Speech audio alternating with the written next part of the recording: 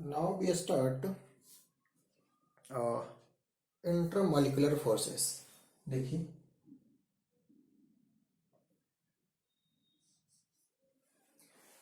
intermolecular forces.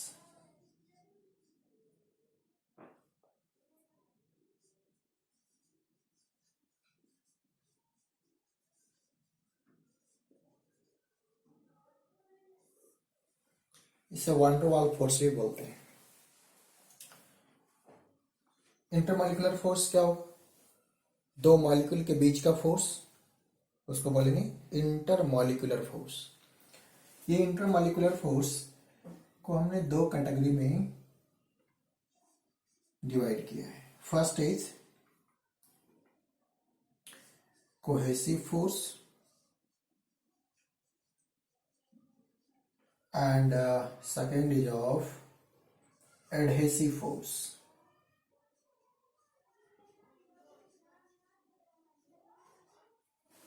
ठीक है, cohesive force क्या होगा? It is the intermolecular force. Intermolecular force क्या है? Force of attraction between two molecules. Between two molecules is called intermolecular force. और ये दो कैटेगरी का होंगे। One is called cohesive force, second is adhesive force. Cohesive force क्या होता है? Between same kind of molecule, same kind of molecule, molecule. ठीक है, ये क्या है? between different kind of molecule, between different kind of molecule.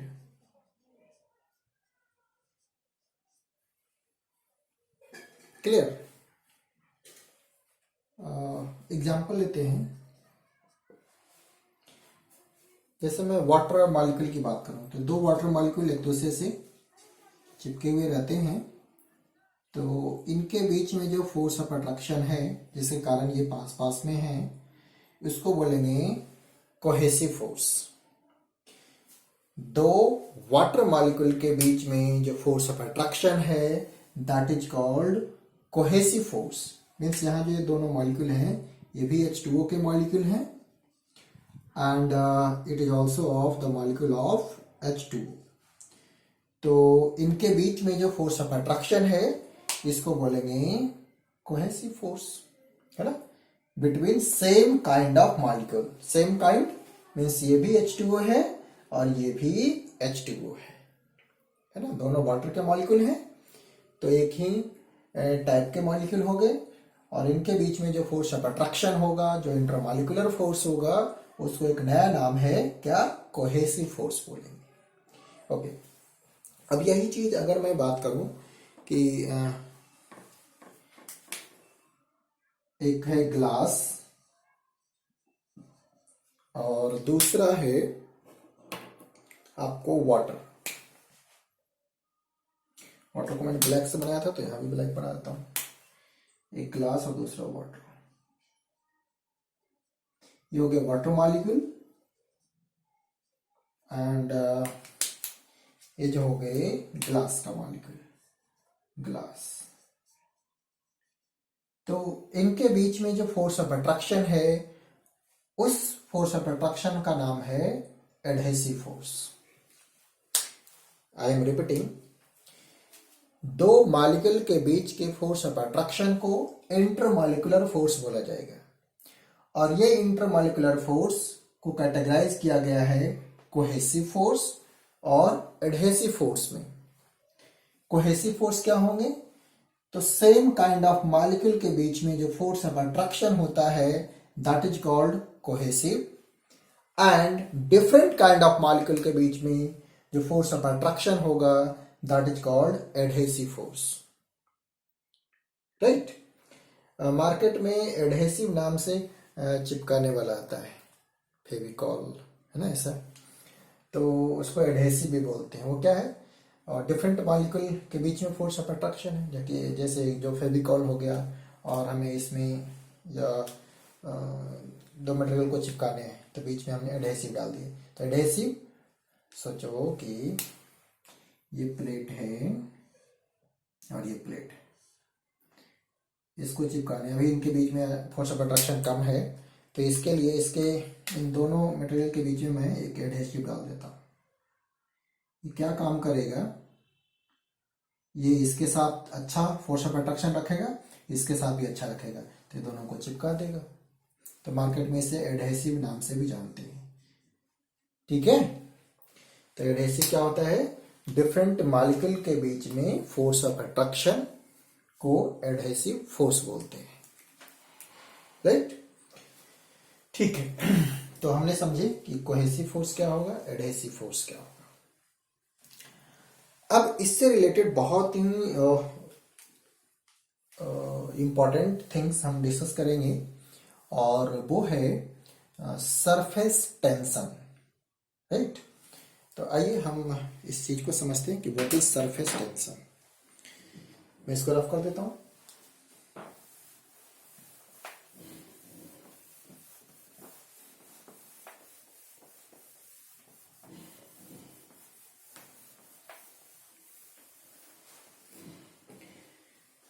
अब एक और टर्म समझते हैं, सरफेस टेंशन। सरफेस टेंशन, मैं थोड़ा इसको इस तरीके से समझाने की कोशिश करता हूँ। जैसे वर्ड है सरफेस और टेंशन, ये सरफेस से रिलेटेड है, और एक वर्ड है टेंशन। और हम लोग जो डेली लाइफ में टेंशन वर्ड यूज करते हैं, वो उस हालात में करते हैं जब हम काफ़ी परेशान होते हैं किसी चीज़ से, है ना। बोलते हैं कि हमें टेंशन है, हमें पढ़ने की टेंशन है। तो उसी तरह से सरफेस टेंशन क्या होता है, तो एक वर्ड में बोला जाए तो ये लिक्विड की प्रॉपर्टी है ड्यू टू विच लिक्विड अपना सरफेस एरिया कम करना चाहता है। राइट, मीन्स सरफेस एरिया कम करने की इसको टेंशन है। तो आइए इस चीज को समझते हैं, है ना। यहाँ टेंशन किस बात की है कि लिक्विड चाहता है कि उसकी एक प्रॉपर्टी है कि वो अपने सरफेस एरिया को कम से कम रखे, यानी कि जिसके जो मॉलिक्यूल हैं वो चाहता है कि अपने मॉलिक्यूल को बिल्कुल पास पास रखें, और इसी प्रॉपर्टी को बोलते हैं सरफेस टेंशन। यानी कि यहाँ किस बात का टेंशन है कि हम दूर दूर नहीं रहें, हम लोग पास पास रहें। क्लियर है, तो इसे समझते हैं। मैं बात करता हूं लिक्विड की, और मैंने एक बकेट ली और इसमें हमने लिक्विड रखे हैं।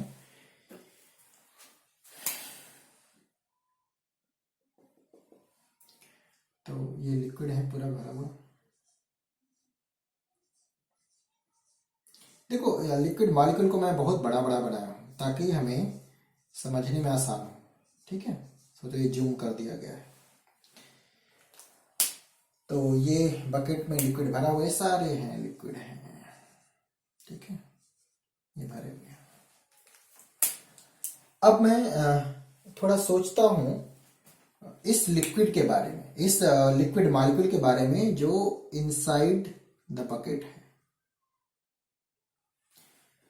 ठीक है, और ये हो गए सरफेस मॉलिक्यूल, हम उसको बोलेंगे जो कम से कम 10 या 12 मॉलिक्यूलर लेयर हो, है ना। यानी कि उसकी जो थिकनेस हो वो 10 से 12 मॉलिक्यूलर लेयर के मॉलिक्यूल के डायमीटर के बराबर हो, तो उसको बोलेंगे हम सरफेस का मॉलिक्यूल। उससे नीचे जितने हो गए सबको बोलेंगे मॉलिक्यूल इन बल्क। दो चीजें इसमें, एक बोलेंगे सरफेस मॉलिक्यूल और दूसरा मॉलिक्यूल इन बल्क। तो इसे बोलेंगे मॉलिक्यूल इन बल्क। मैं लिखता हूं मॉलिक्यूल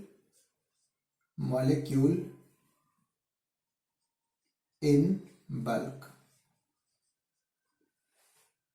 ठीक है, और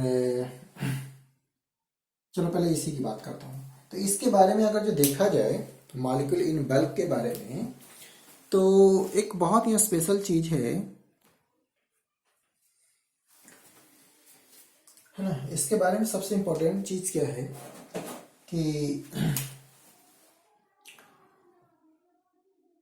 नियर बाय मॉलिक्यूल, देखो ये जो मॉलिक्यूल है उसे अट्रैक्ट करेगा लाइक दिस, ये भी अट्रैक्ट करेगा, ये भी अट्रैक्ट करेगा, ये भी अट्रैक्ट करेगा, ये भी अट्रैक्ट करेगा, ये भी अट्रैक्ट करेगा, ये भी अट्रैक्ट करेगा, ये भी अट्रैक्ट करेगा।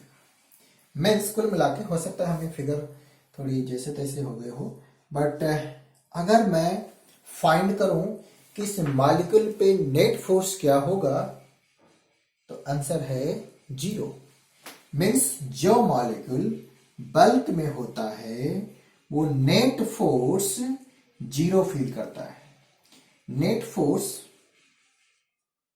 Force on the molecule in bulk is 0।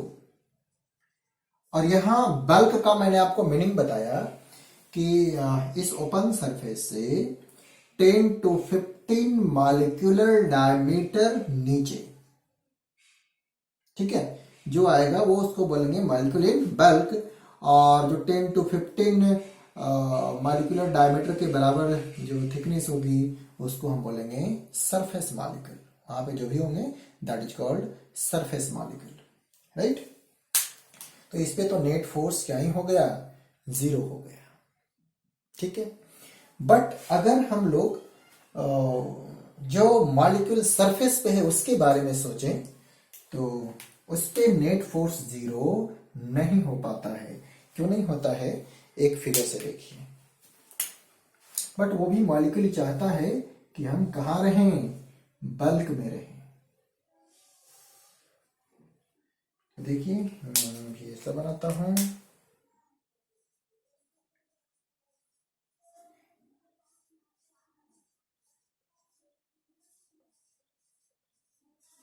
ये सारे मॉलिक्यूल है ना।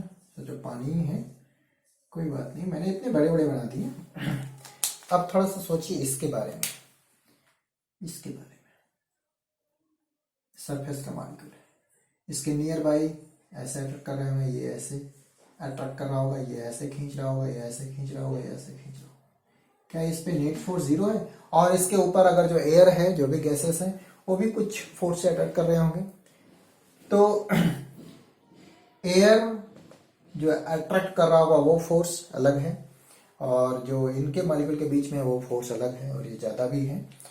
तो जाहिर सी बात है जो सरफेस के मॉलिक्यूल हैं उस पे नेट फोर्स 0 नहीं होता है। मैं बोलूंगा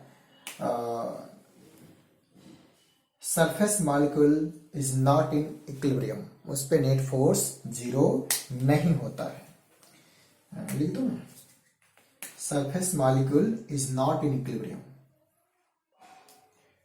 net force on the surface molecule is not 0. Surface molecule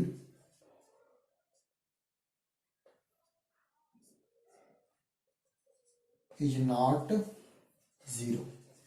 वो नेट फोर्स 0 फील नहीं करता। क्यों नहीं करता, उसका रीजन आपको बता दिया गया है ना। क्योंकि इसके जो नियर बाई मॉलिक्यूल हैं,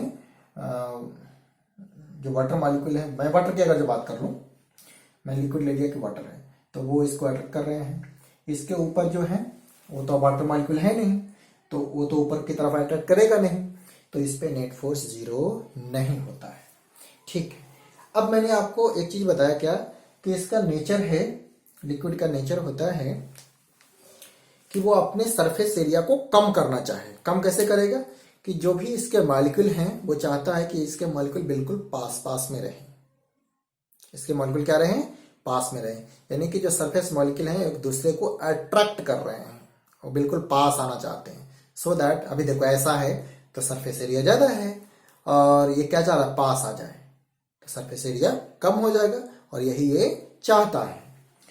तो मैं अब सरफेस पे जाता हूं, सरफेस मॉलिक्यूल के बारे में सोचते हैं। मैं इसको रफ कर दूं थोड़ा देर के लिए। चलिए इसको रफ करते हैं। और अब बिल्कुल मैं जाता हूं सिर्फ और सिर्फ सरफेस मॉलिक्यूल पे। देखिएगा ये क्या चाह रहा है। मैं यहां पे एक सरफेस बनाता हूं लाइक दिस, ये एक सरफेस है। तो हमने अभी क्या सीखे कि लिक्विड की एक प्रॉपर्टी है कि वो अपने सरफेस एरिया को कम करना चाहता है। कम कैसे करेगा कि अपने जो मॉलिक्यूल है सरफेस पे उसको पास ले आए। अब कुछ ऐसे समझते हैं, सरफेस पे जो लिक्विड का सरफेस है उस पे मैं एक इमेजिनरी लाइन ड्रॉ करूं तो यहां बोर्ड पर देखिए जो मेरे राइट साइड है और एक मेरे लेफ्ट साइड बन गया लाइन ड्रॉ करने से। तो राइट साइड के मॉलिक्यूल को लेफ्ट साइड वाला चाह रहा है कि मेरी तरफ आ जाए, ऐसे खींच रहा है लाइक दिस। और जो लेफ्ट साइड का मॉलिक्यूल है उसको राइट साइड वाला खींच रहा है, वो चाह रहा है कि ये मेरे साइड आ जाए और वो ऐसा खींच रहा है। तो ये जो कॉमन फोर्स है पर यूनिट लेंथ, सोचो कि ये मैंने एल लेंथ कंसिडर किए हैं इसके, तो एल लेंथ पे एफ फोर्स लग रहा है। क्या हो रहा है, सुनना मेरी बात को, मैं इसके बारे में सोचता हूं।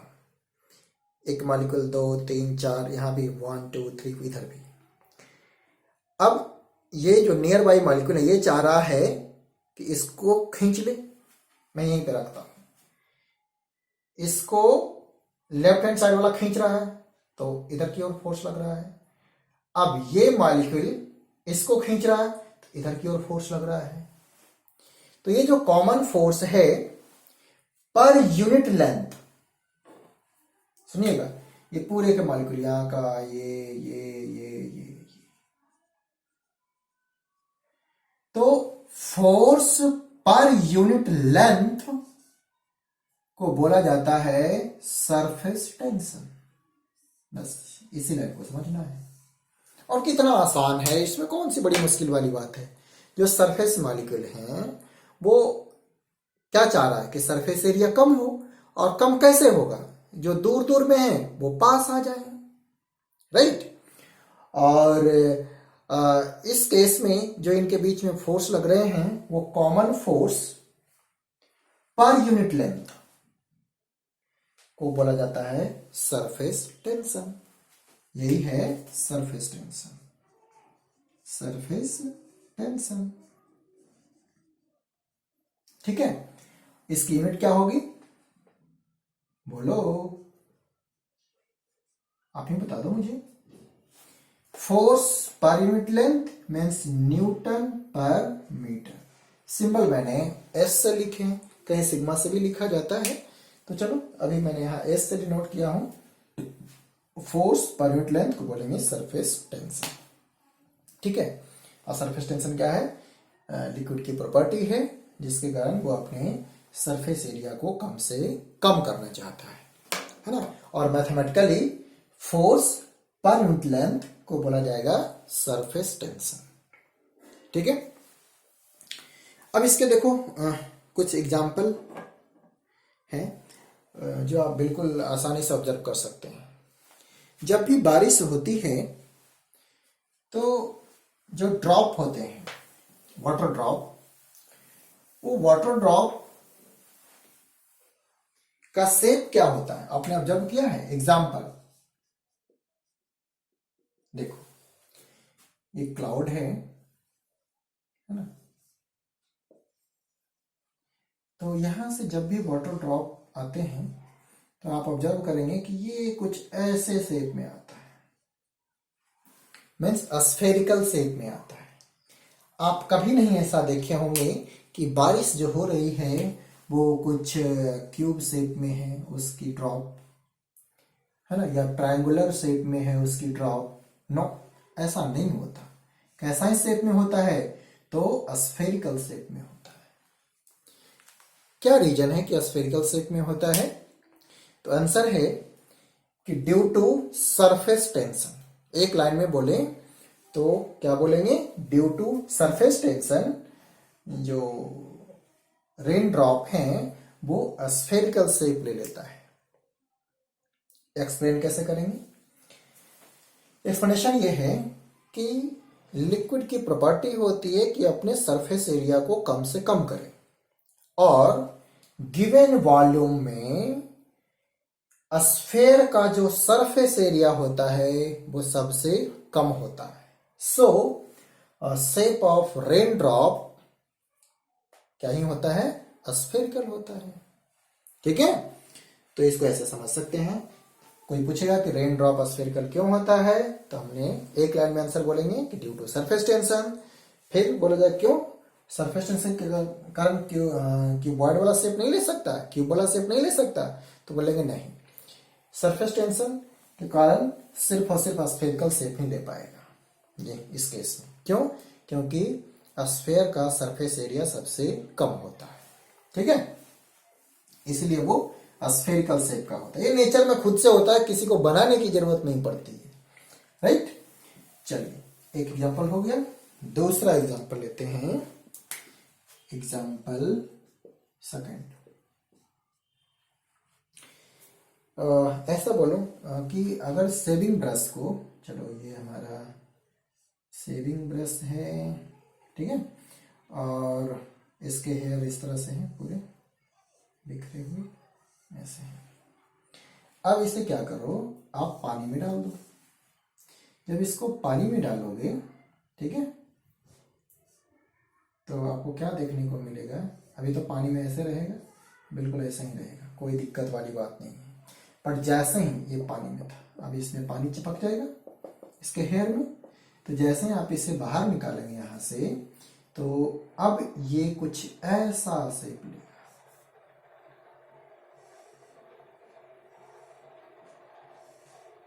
इसके जो हेयर हैं वो चिपक जाएंगे।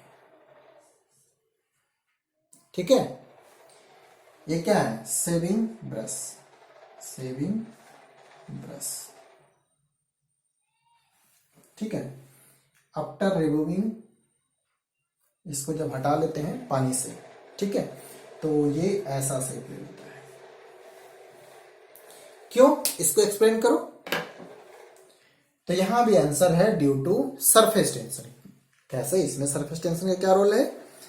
तो देखो, ये जो इसके हेयर हैं, जब ये पानी में गया तो इसके हेयर अभी बल्क मॉलिक्यूल में चला गया है, तो वो इक्विलिब्रियम में है, अभी ये बिल्कुल दूर दूर है, कोई दिक्कत वाली बात नहीं है, इस पे नेट फोर्स 0 है। जैसे ही आप इसे हटाएंगे, वो क्या चाहेगा, ये भी ऊपर में आ गया, ये भी सरफेस बन गया, ये भी बन गया, ये भी बन गया, क्या चाहेगा कि वो सरफेस एरिया कम हो। तो वैसे केसेस में सरफेस एरिया कम करने के लिए कैसे कम होगा, बताओ कैसे कम होगा सरफेस एरिया? जब ये पास पास में आ जाए, यही होता है कि ये स्टिक हो जाते, पास पास में आ जाते। ठीक है, तो शेविंग ब्रश को जब पानी से ऊपर निकालते हैं तो उसके हेयर स्टिक हो जाते हैं, उसका रीजन है surface tension. Due to surface tension area कम करना चाहता है और ये जो मॉलिक्यूल हैं वो एक दूसरे से चिपक जाते हैं। राइट, तो ये भी एक एग्जांपल है जिसको आप अच्छे से एक्सप्लेन कर सकते हैं। या पेंट करने वाला ब्रश हो, उसमें भी ऐसा ही होता है।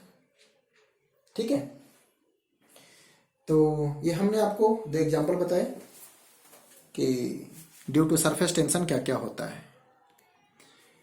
एक और बिल्कुल जाना पहचाना,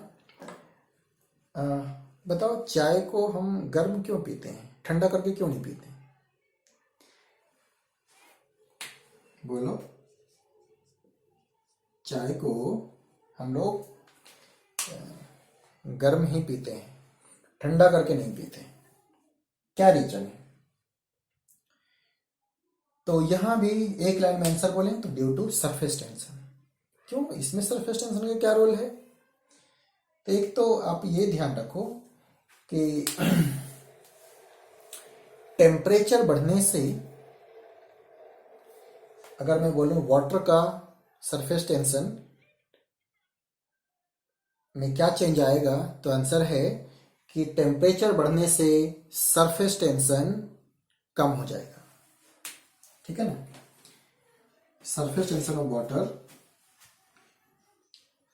reduce surface tension of water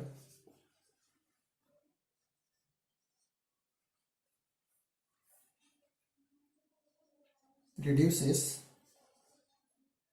on increasing temperature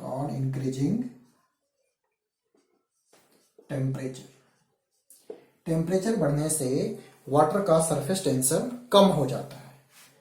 means molecule में जो पास आने की प्रॉपर्टी है वो कम हो जाती है। तो देखो, चाय अगर हम गर्म लेते हैं तो अपने टंग पे गर्म होगा, तो चाय में जो सरफेस टेंशन है वो कम है, तो इसकी वजह से वो ज़्यादा स्प्रेड होगा। सोचे आपका ये टंग है, ये टंग का एरिया है। अब चाय के मॉलिक्यूल जब इसमें जाएंगे तो क्योंकि वो गर्म है तो रिलेटिवली उसकी सरफेस टेंशन कम है, तो वो ज़्यादा स्प्रेड होंगे। तो ज़्यादा स्प्रेड होंगे तो आपको टेस्ट ज़्यादा आएगा। ठीक है, यही रीजन है। इस पे बहुत सारा टेस्ट एरिया बना हुआ है, तो ज़्यादा स्प्रेड होने से आपको टेस्ट ज़्यादा आती है। ठीक है, इसीलिए चाय को हम लोग गर्म पीते हैं। ठंडा कर देंगे तो कम स्प्रेड होगा, तो थोड़ा कम टेस्टी लगेगा। राइट, चलिए हमने दो चीजें यहां सीखे। एक तो कि surface tension of water decrease होगा, रिड्यूस होगा ऑन इंक्रीजिंग टेम्परेचर। टेम्परेचर बढ़ाने से उसकी सरफेस टेंशन कम हो जाएगी, और सरफेस टेंशन कम होने से वो ज्यादा स्प्रेड होता है। ठीक है, तो इस चीज को हम ध्यान रखेंगे। तो कुछ एग्जांपल मैं बताया और 3 मैंने बताया। ठीक है, 2 एग्जांपल और आपको खुद से बुक पढ़ करके बताना है। ठीक है, ये आपका सोचो कि ये होमवर्क है कि आप सर्च करें कि 2 और कौन कौन से एग्जांपल हैं जिसमें सरफेस टेंशन का रोल है। ठीक है, चलिए, तो हमने कुछ सरफेस टेंशन के बारे में जाना। अब इसी से रिलेटेड एक और टर्म डिस्कस करते हैं, and that is called surface energy. इसको रफ कर दूं? ठीक है, अब एक और टर्म समझते हैं।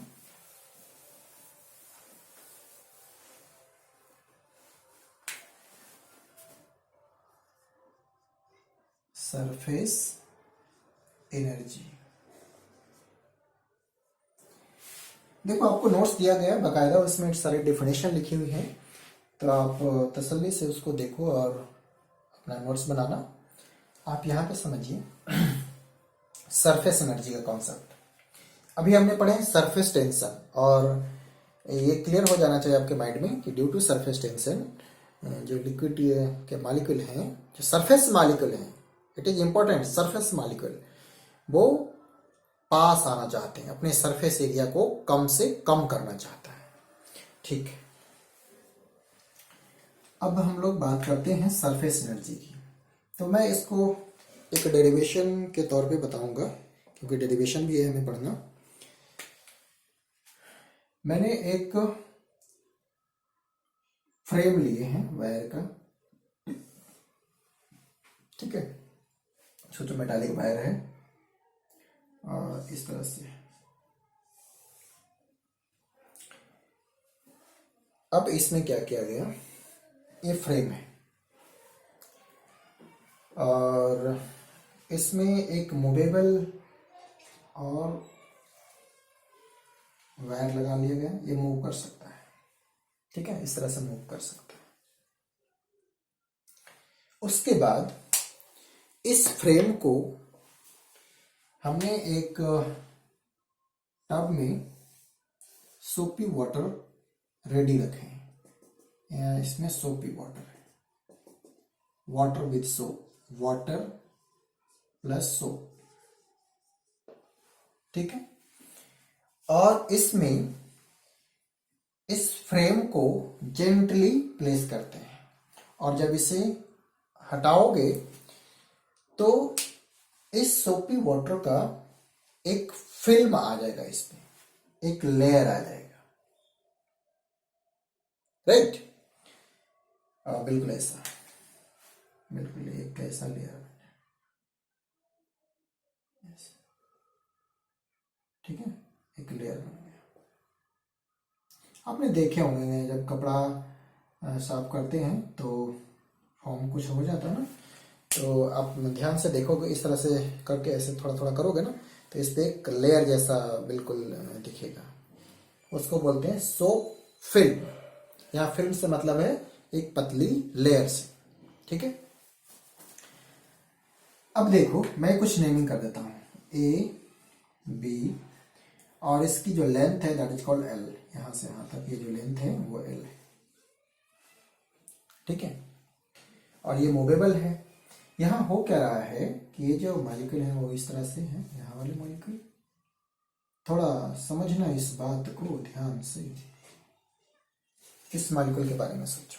ये सरफेस के मॉलिक्यूल है, और यहाँ पे एक ऐसा ही पीछे भी होगा। यहाँ पीछे से क्या मीनिंग है देखो, ये सरफेस बनाना, तो यहाँ पर मॉलिक्यूल है, देखो यहाँ पे मॉलिक्यूल है, और एक लेयर बना है ना, तो इधर भी तो है, इसके पीछे में भी मॉलिक्यूल। तो एक सरफेस ये हो गया, और इसके पीछे भी एक सरफेस बन गया है, ठीक है। इसमें देखो ना कितना सरफेस एरिया होगा, 1 and 1। अगर जो ये 1 मीटर स्क्वायर है तो ये भी 1 मीटर स्क्वायर है, टोटल 2 मीटर स्क्वायर होगा ना सरफेस एरिया। हाँ, इस बात को समझना है। तो ये जो मॉलिक्यूल हैं, ध्यान से देखिएगा, ये जो मॉलिक्यूल हैं सरफेस मॉलिक्यूल, वो क्या चाह रहे हैं कि हमारा सरफेस एरिया कम से कम हो, यानी कि इसे ऐसे खींच रहे होंगे, ऐसे खींच रहे होंगे, ये वाला मॉलिक्यूल नियर बाई ऐसे खींच रहा होगा, ठीक है। सरफेस एरिया को कम से कम करना चाहता है, ओके। अब और थोड़ा ध्यान से सीखिएगा। अगर मैं इसे जेंटली, ये जो फ्रेम मैंने बनाया है ना, ये जो मूवेबल है ये पार्ट, इसे मैं धीरे धीरे F फोर्स से अगर इसे खींचूं, तो ये थोड़ा देर के लिए जैसे स्प्रिंग होता है ना वैसा काम करेगा। वो क्यों, समझना। ड्यू टू सरफेस टेंशन एक फोर्स लगेगा अंदर की तरफ, है ना। सरफेस टेंशन ऑब्जेक्ट की लिक्विड की वो प्रॉपर्टी है जो इसका सरफेस एरिया को कम करना चाहता है।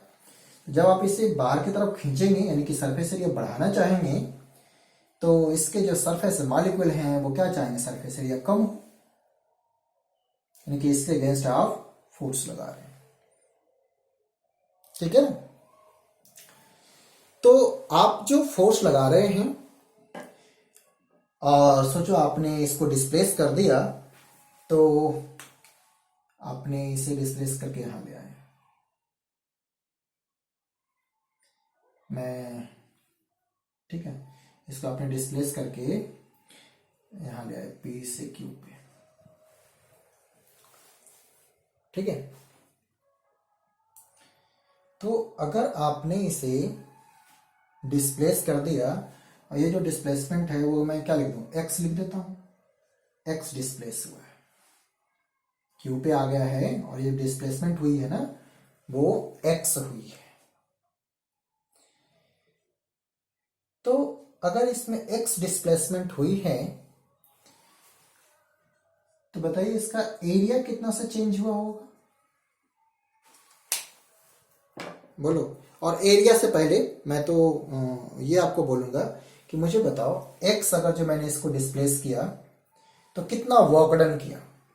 ध्यान दीजिएगा, मैं इस फोर्स के बारे में अब जानना चाहता हूं कि वो फोर्स कितना लग रहा था। मैं तो बस उतना ही लगा रहा था जितना से सरफेस टेंशन वाला फोर्स अंदर की तरफ लग रहा था, क्योंकि मैं बिल्कुल धीरे धीरे इसको खींच रहा था।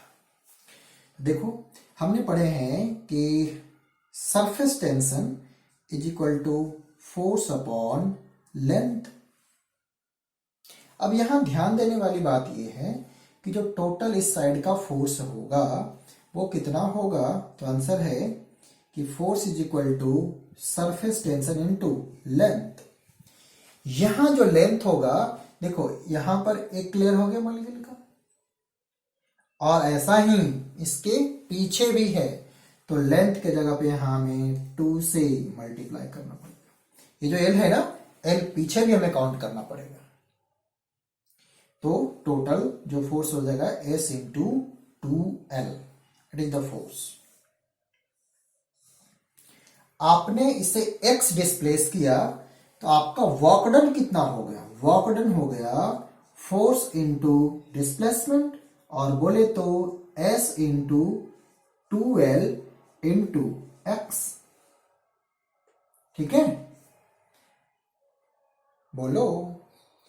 और जो S into 2L into x है वो कुछ और नहीं है, आप बोल सकते हैं कि surface tension into, this is what, this is change in area. नहीं, ये लेंथ और ये विड्थ, तो ये पार्ट जो हुआ है वो क्या है? चेंज इन एरिया है। तो लिख सकते हैं surface tension into change in area. ठीक है, तो ये जो वर्क डन आया है आपको कि work done is equal to surface tension into change in area, इसे आप लिख सकते हैं work done is equal to surface tension into A final minus A initial. तो ये जो आपका वर्क डन है, ये वर्क डन इसमें स्टोर हो गया है। ठीक है, in the form of as like a potential energy, और उसी को बोलते हैं यहाँ पे सरफेस एनर्जी। आप यू से लिख सकते हैं या ई से लिख सकते हैं। चलो ई से लिखता हूं, E for energy. Surface energy is equal to S into delta A. E for what? Surface energy. Surface energy. S for what? Surface tension. Surface tension. And delta A क्या है? Change in area. Change in area. ठीक है, तो surface tension को आप एक और तरीके से भी लिख सकते हैं कि सरफेस टेंशन क्या ही होगा, तो surface energy per unit change in surface area, it is also called surface tension. ठीक है, सरफेस एनर्जी क्या होती है कि जब इस लिक्विड फिल्म के सरफेस एरिया को आप चेंज करेंगे तो उस केस में जो आपको वर्क डन करना पड़ेगा इसमें स्टोर हो जाएगा, और उसी को बोलेंगे सरफेस एनर्जी। क्लियर? और कैसे यह स्टोर हुआ है वो आपको मैंने इस डेरिवेशन के थ्रू बताया कि जो आपने वर्क डन करे हैं वो आपका वर्क डन इसमें स्टोर हुआ है, और वर्क डन कितना करे हैं तो एस इंटू डेल्टा ए। तो इस केस में जो वर्क डन है वही बन जाता है आपको सरफेस एनर्जी। और आप ऐसे भी डिफाइन कर सकते हैं कि surface tension is equal to surface energy per unit change in surface area. ठीक है,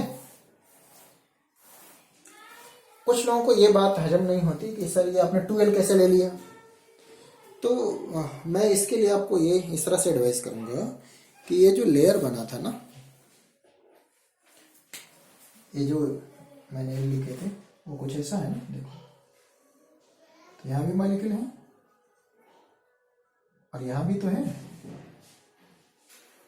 तो इस पूरे को L और प्लस L, ये बहुत ही कम है थिकनेस, तो इसको नहीं ले रहा हूं। तो ये L यहां तक गया, फिर L देखो ना, ये जो सारे मॉलिक्यूल हैं यहां से यहां सारे मॉलिक्यूल, तो यहां से ये मैंने ले लिए लेंथ L, और फिर नीचे भी L हो गया, ऐसे है ना ये, इसलिए 2L लेना है। ठीक है, तो आई होप आप समझे होंगे। L एक्चुअली ये जो बैक वाला पार्ट है, तो ये L हो गया और ये भी L हो गया, तो टोटल 2L लेना है। ठीक है, तो आई होप आपने कॉन्सेप्ट समझे होंगे कि व्हाट इज सरफेस एनर्जी। ठीक है, मैं तो आपको हिंट दे रहा हूं कि ऐसे समझो ना कि जैसे स्प्रिंग है बिल्कुल वैसा काम कर रहा है, तो उससे अगेंस्ट आप फोर्स लगाओगे तो जो वर्क डन होगा वो उसमें स्टोर हो जाएगा, और उसको बोलेंगे यहाँ बोला जाएगा सरफेस एनर्जी। ठीक है, चलिए, तो आपने सरफेस टेंशन, सरफेस एनर्जी, है ना, इंटरमॉलिक्यूलर फोर्सेस, ये कॉन्सेप्ट को सीखे हैं। ठीक है, और हाँ, ये जो पार्ट है ना, इसी पार्ट को दिस इज डेल्टा ए। ठीक है,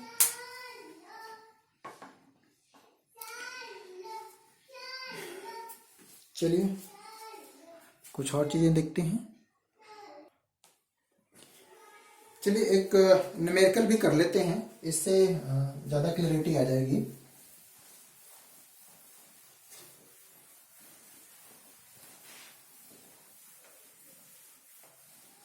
हमने अभी फार्मूला देखे थे कि surface tension is equal to surface energy per unit change in area. एक एग्जांपल लेते हैं, एग्जांपल इसी फिल्म का मैं लेता हूं कि एक कोई रेक्टेंगुलर फिल्म बनी है और इस रेक्टेंगुलर फिल्म ये है 5 centimetre and this is of 4 centimetre, और फाइनली ये इसको हमने स्प्रेड करके 4 सेंटीमीटर से क्या कर दिया है, सोचो स्प्रेड करके इसको मैंने 5 सेंटीमीटर कर दिया, 1 सेंटीमीटर का स्प्रेड हुआ है। ठीक है, तो आपसे पूछा जाएगा, ये वाटर है और वाटर का जो सरफेस टेंशन होगा ना, वो ले लो सरफेस टेंशन ऑफ वाटर 0.07 है न्यूटन पर मीटर। तो आपसे अब पूछा जाएगा कि what is the surface energy, है ना, इस केस में सरफेस एनर्जी कितनी होगी, यू से भी लिखते हैं, ई से भी लिखते हैं। तो सरफेस एनर्जी क्या होता है, सरफेस एनर्जी क्या होगा, हमने तो सीखे हैं कि सरफेस एनर्जी होगी surface tension into changing area. ध्यान दीजिएगा, surface energy into change in area. अब इसको सॉल्व कर लो, है ना, कैसे निकालेंगे चेंज इन एरिया। तो ये फिल्म है, तो एस तो हमें पता है, क्या लिखेंगे, ए फाइनल माइनस ए इनिशियल। ठीक है, और साथ में हमें क्या करना पड़ेगा, 2 से मल्टीप्लाई करना पड़ेगा, एक साइड का ले रहे हैं तो।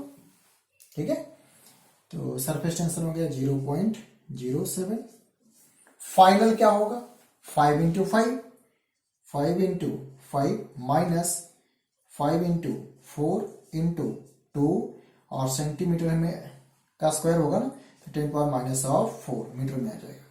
तो 0.07 और 25 minus 20 into 2 into 10 power minus of 4, solve कर लेंगे, कितना आएगा 0.07 इंटू कितना 5 into 2 into 10 power minus of 4, जो भी सोल्व करके आएगा वो आपका आंसर हो जाएगा। कितना हो जाएगा 10 हो जाएगा, यानी कि 0.0, मैं इसको लिख दूं 7 into 10 power minus of 2 into 10 into 10 power minus of 4, तो 5 हो जाएगा, यानी कि 7 into 10 power minus 5 joule. It is the surface energy. इतनी सरफेस एनर्जी होगी अगर आप इसकी सरफेस एरिया को इतना चेंज करते हैं तो। ठीक है, पहले वाला क्वेश्चन था, ये क्या है चेंज इन एरिया, इसको आप 2 से मल्टीप्लाई कर देंगे, क्यों, क्योंकि इतना पीछे भी था। ठीक है, तो आई होप आप समझे होंगे, ये कोई मुश्किल वाली चीजें नहीं है, ऐसा न्यूमेरिकल आएगा आप आसानी से सोल्व कर लेना। चलो एक और कॉन्सेप्ट सीखते हैं, एंगल ऑफ कांटेक्ट। जो सरफेस टेंशन की वैल्यू है डिफरेंट मटेरियल के लिए, डिफरेंट लिक्विड के लिए, वो ऑलरेडी गिवन होंगे। ठीक है, इसमें याद करने वाली बात नहीं है। वाटर के लिए आपने याद कर लिए, ठीक है, मरकरी का होता है 0.4 के आसपास, तो वो भी चलो ठीक है, अदरवाइज आपको गिवन होंगे। चलो एक और हम लोग देखते हैं, angle of contact. Angle of contact. ये भी एक एग्जांपल के थ्रू बहुत ही आसान तरीके से समझते हैं। जनरली आपको जो देखने को मिलेगा, सोचो मैंने एक ग्लास ट्यूब लिए हैं, मैं आपको फोटो भी इसका भेज दूंगा। एक ग्लास ट्यूब है और इस ग्लास ट्यूब में हमने वाटर को रखे, काला प्लास्टिक में साग। तो देखो इसमें वाटर है, तो ये ऐसा आपको दिखने वाला है। थोड़ा बड़ा बनाता हूं, यहाँ पे आपको ऐसा दिखने वाला है।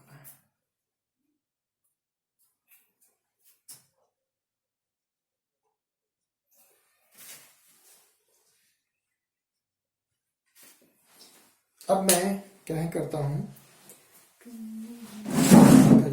प्लास्टिक बाद में निकाल लेना। अब देखो मैं यहाँ पे ऐसा लिख रहा हूं,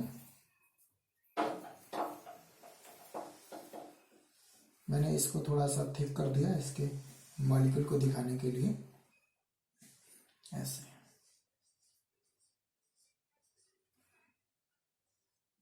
ये ग्लास के मॉलिक्यूल है, ठीक है।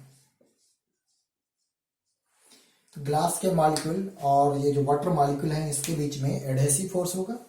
तो यहाँ पर जो एडहेसिव फोर्स है, इनके मॉलिक्यूल को इस तरह से खींच के लिया है अपनी तरफ। अब देखिएगा ध्यान से, तो इसका जो सरफेस बना है उस पर टैंजेंट ड्रॉ करो लाइक दिस, और जो सॉलिड जिस कंटेनर में रखा है उस पर टैंजेंट बनाओ। मैं कलर चेंज कर लेता हूं लाइक दिस, ठीक है ना। तो इनके बीच में जो एंगल होगा, it is called contact angle या एंगल ऑफ कॉन्टैक्ट, थीटा। यहां भी बनाए तो वैसा ही होगा। यहां देखो ये ऐसा कर्व हो गया ना, ये ऐसा कर्व हो जाएगा, यहां पे टेंजेंट ऐसे बनेगा। और मैं अगर टेंजेंट की बात करूं इसके सरफेस पे जो कंटेनर में रखा है, तो यहां पर देखो जो कॉन्टैक्ट में सरफेस है उस पर टेंजेंट ऐसे बनेगा क्योंकि प्लेन था। तो यहां भी एंगल यही होगा ऐसा। तो ये जो थीटा आया है, it is angle of contact. और इस केस में ध्यान दीजिएगा, जब वाटर को ग्लास में रखा जाएगा, it is water molecule, water, and ये जो कंटेनर है वो है ग्लास। तो वाटर मॉलिक्यूल को ग्लास में रखा जाएगा, तो उस केस में आपको जो सरफेस मिलेंगे वो कुछ ऐसा सरफेस मिलेगा,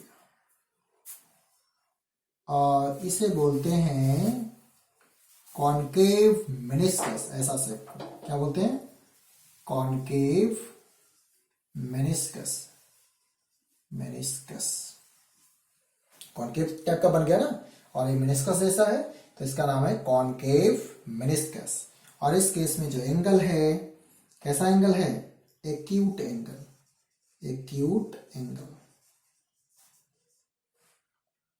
ठीक है। ये क्या है, एंगल ऑफ कॉन्टैक्ट,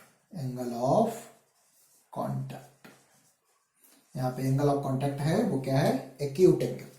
अब सुनना, एंगल ऑफ कॉन्टैक्ट कैसे फाइंड करते हैं। ये जो सरफेस है, यहां पे टेंजेंट लिक्विड के सरफेस पे, और लिक्विड के सरफेस पे यहां पर ऐसे टेंजेंट, जहां पे कांटेक्ट में है कंटेनर से, और ये जो सॉलिड है उस पे टेंजेंट। अब इनके बीच में एंगल, अब सोच रहे होंगे कि इनके बीच में तो ये वाला भी होगा, इतना बड़ा वाला एंगल, तो नहीं, इनसाइड द लिक्विड तो यही है। वो तो ऐसा भी सकता था ना, बट ये वाला नहीं लेना है, इनसाइड द लिक्विड लेना है, वो होगा एंगल ऑफ कॉन्टैक्ट।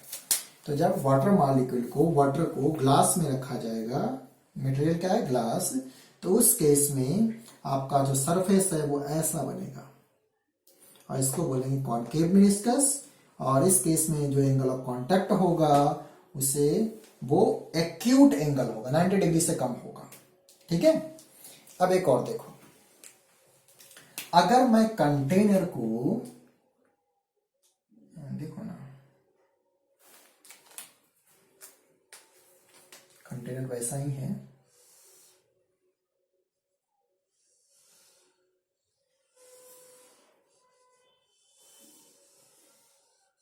ठीक है, ये कंटेनर है, इसके जो मॉलिक्यूल है अपने,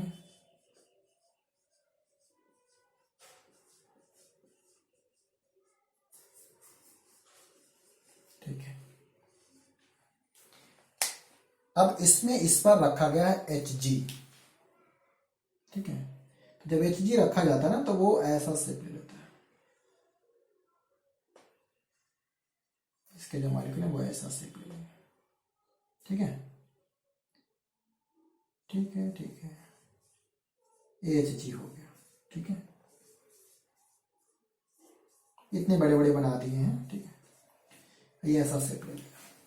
अब देखो यहाँ पर कॉन्टैक्ट एंगल कैसे फाइंड करें, तो यहाँ भी वही स्टोरी होगी। क्या करो कि जो लिक्विड सरफेस है उस पर टेंजेंट बनाओ, जहां पे कांटेक्ट में है टेंजेंट बना दिए, ठीक है। और जो सॉलिड सरफेस है उस पर टेंजेंट बनाओ, तो देखो ये जो सॉलिड सरफेस है कांटेक्ट में, अब इनके बीच में इनसाइड द लिक्विड जो एंगल बन रहा है that is called angle of contact. तो इस केस में जो एंगल ऑफ कांटेक्ट है ये क्या है, Hg है, ये है Hg और ये है ग्लास। तो इस केस में जो थीटा होगा क्या है, angle of contact, it is here, it is obtuse angle, obtuse angle। और यहां जो एंगल है वो कैसा है, ऑब्ट्यूज एंगल है। मैं आपको क्लियर कर दूं कि एंगल ऑफ कांटेक्ट क्या होता है, it is the angle between tangent of the surface और इनसाइड द लिक्विड।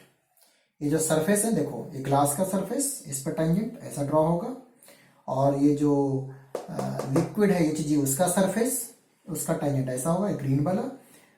अब इनके बीच में एंगल एक ये बन रहा है और एक यहां बन रहा है, बट ये वाला एंगल नहीं लेना है। क्यों, डिफिनेशन में है कि इनसाइड द लिक्विड, तो इनसाइड द लिक्विड ये वाला पार्ट है, तो ये एंगल, और ये एंगल देखो क्लियर है कि ये ग्रेटर देन 90 डिग्री है, तो इसको क्या बोल सकते हैं, it is obtuse angle. Clear है। और यहां जो आपको मेनिस्कस बना है, ऐसे मेनिस्कस को बोलते हैं कॉन्वेक्स मेनिस्कस। क्या बोलते हैं, कॉन्वेक्स मेनिस्कस, ठीक है। देखो क्या क्या चीज सीखे, एंगल ऑफ कांटेक्ट कैसे निकालेंगे, तो लिक्विड का सरफेस पे टैंजेंट और ये सॉलिड के सरफेस पे टैंजेंट, और इनसाइड द लिक्विड जो एंगल बनेगा दोनों टैंजेंट के बीच में, उसे बोलेंगे एंगल ऑफ कांटेक्ट। एक एग्जांपल भी बताया गया कि अगर ग्लास मटेरियल हो कंटेनर के रूप में और जो लिक्विड है वो वाटर हो, तो उस केस में जो एंगल ऑफ कांटेक्ट होगा वो एक एक्यूट एंगल होगा, ठीक है। और ये जो मेनिस्कस बनेंगे वो कॉनकेव टाइप का बनेगा, है ना, ऐसा जो शेप बन जाता है उसको बोलते हैं मेनिस्कस, और ये ऐसे जो बनेंगे उसको बोलेंगे कॉनकेव मेनिस्कस। दूसरी चीज, एक एग्जांपल भी है कि ग्लास में जब Hg को रखा जाता है तो इसका जो शेप है वो कुछ ऐसा बन जाता है, और जब आप एंगल ऑफ कांटेक्ट फाइंड करेंगे तो क्या करेंगे, इस पर टैंजेंट ड्रॉ करो, इस पे भी टैंजेंट। अब देखना है कि दोनों टैंजेंट के बीच में जो एंगल बन रहा है इनसाइड द लिक्विड वो क्या है, तो यहाँ पे वो थीटा एंगल है, और देखा जाए तो ये ऑब्ट्यूज एंगल होगा। ऑब्ट्यूज क्यों, क्योंकि 90 डिग्री से ज्यादा लग रहा है, देखो बिल्कुल 100% ज्यादा है, तो ये ऑब्ट्यूज एंगल हो गए, एंगल ऑफ कांटेक्ट। और यहाँ जो शेप बना है वो कॉन्वेक्स टाइप का है, और इसका नाम होता है convex meniscus, right. I hope आप ये समझे होंगे। एक और इम्पोर्टेंट चीज ध्यान में रखनी है, चलो नेक्स्ट क्लास में फिर कंटिन्यू करेंगे, कि कॉनकेव साइड में प्रेशर ज्यादा होता है कॉन्वेक्स साइड से। ठीक है, तो इसे हम लोग नेक्स्ट क्लास में डिस्कस करेंगे। ठीक है, तो आज के लिए बस इतना ही।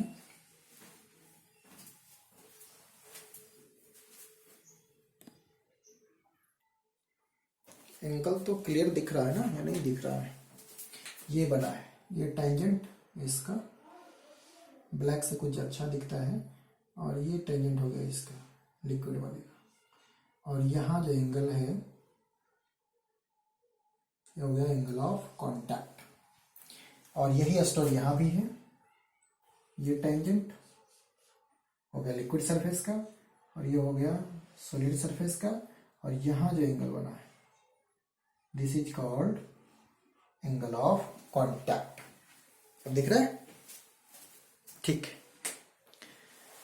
तो आई होप आप समझे होंगे। ठीक है ना, फिगर को आप देख रहे हो ना मैंने कैसे बनाए थे, ये बनाए थे, ये सॉलिड सरफेस के लिए हो गया, और ये जो ब्लैक से भी बनाया वो लिक्विड सरफेस के लिए टेंजेंट हो गया। ठीक है, ठीक है।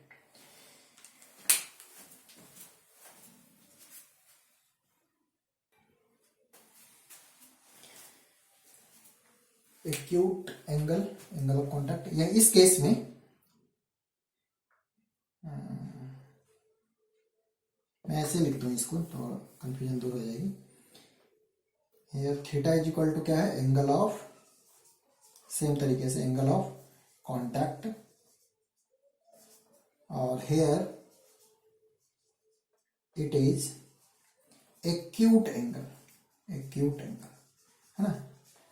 सिमिलर तरीके से लिख दिया कि इस केस में एंगल ऑफ कांटेक्ट जो होंगे वो फिगर के अकॉर्डिंग वो थीटा है, और ये एक्यूट एंगल है एक।